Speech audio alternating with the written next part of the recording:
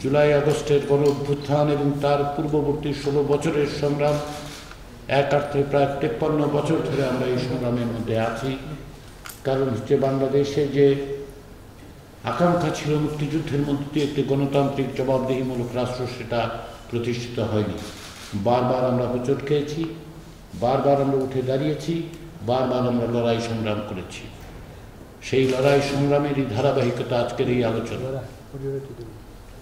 জাতীয় ঐকমত্য কমিশনের পক্ষ থেকে আপনাদের কাছে আমাদের প্রতিবেদনগুলি দেওয়া হয়েছিল, সেগুলির বিষয়ে আপনারা মতামত দিয়েছেন।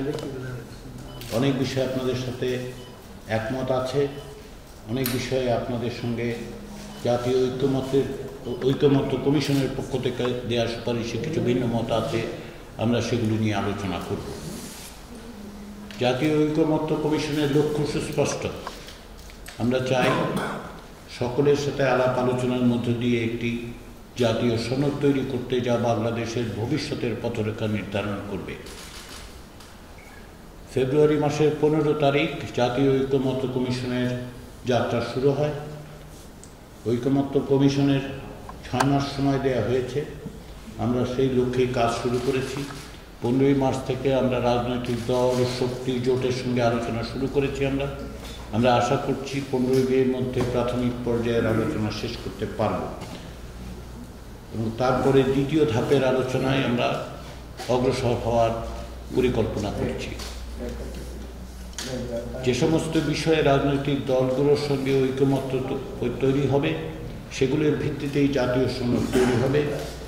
রাজনৈতিক দলগুলো, শক্তিগুলো, জোটগুলো সকলে যে আন্তরিকতার সঙ্গে সংস্কার প্রক্রিয়াকে অগ্রসর করতে চান, এই বিষয়ে কোনো সংশয় নেই। সে কারণেই আমরা এখানে আসতে পেরেছি এবং আমরা কথা বলতে পারছি। প্রত্যেকের রাজনৈতিক অবস্থান থেকে তারা তাদের মতামত দিয়েছেন, আপনাদের ক্ষেত্রেও তাই হয়েছে। কিন্তু ঐকমত্য তৈরি করতে হলে সবাইকেই কিছু না কিছুটা ছাড় দিতে হবে, সবাইকেই আমাদের এক জায়গায় আসতে হবে। আমরা সব বিষয়ে একমত হতে পারবো না, কিন্তু রাষ্ট্রের পুনর্গঠনের জন্য যে মৌলিক জায়গাগুলো, সেখানে আমাদেরকে একমত হয়েই বাংলাদেশকে এগিয়ে নিয়ে যেতে হবে। আপনারা 12 দলীয় জোটের পক্ষ থেকে ঐক্যবদ্ধ সংগ্রামে ছিলেন, এখন আছেন। আমরা প্রথম পর্যায়ে অতিক্রম করছি। আমার দৃঢ় বিশ্বাস যে আপনারা আগামীতে রাষ্ট্র পুনর্গঠনের এই সংগ্রামে, এই প্রচেষ্টায় আপনারা নিঃসন্দেহে আমাদের সঙ্গে থাকবেন। আমরা সকলে একত্রে থাকব। পাশাপাশি যেটা বলা দরকার সেটা হচ্ছে, জাতীয় ঐকমত্য তৈরির দায়িত্বটা কেবলমাত্র জাতীয় ঐকমত্য কমিশনের নয়। আপনারা যারা সংগ্রামে আছেন, আজকে আমাদের সাথে যারা কথা বলছেন, আপনারা আপনাদের সহযোগীদের সাথে কথা বলুন, অন্যান্য রাজনৈতিক শক্তির সঙ্গে কথা বলুন, কি করে আমরা এক জায়গায় আসতে পারি। শুধুমাত্র এই টেবিলে বসে এইখানে আলোচনায় আমরা জাতীয় ঐকমত্যের চূড়ান্ত জায়গায় পৌঁছতে পারবো, আমরা তা মনে করি না।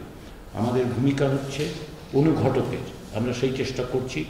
কিন্তু রাজনৈতিক শক্তি হিসেবে আপনাদের উপর এই আশা, এই বিশ্বাস, এই আস্থা আমাদের আছে যে আপনারা অন্যদের সাথে কথা বলবেন, ভিন্ন মতের জায়গাগুলোকে সংকুচিত করে এক জায়গায় আসবার জন্য আপনারা আপনাদের সহযোগী রাজনৈতিক শক্তিগুলোকে অনুপ্রাণিত করবেন এবং তার মধ্যে দিয়ে আমরা এক জায়গায় উপনীত হতে পারব।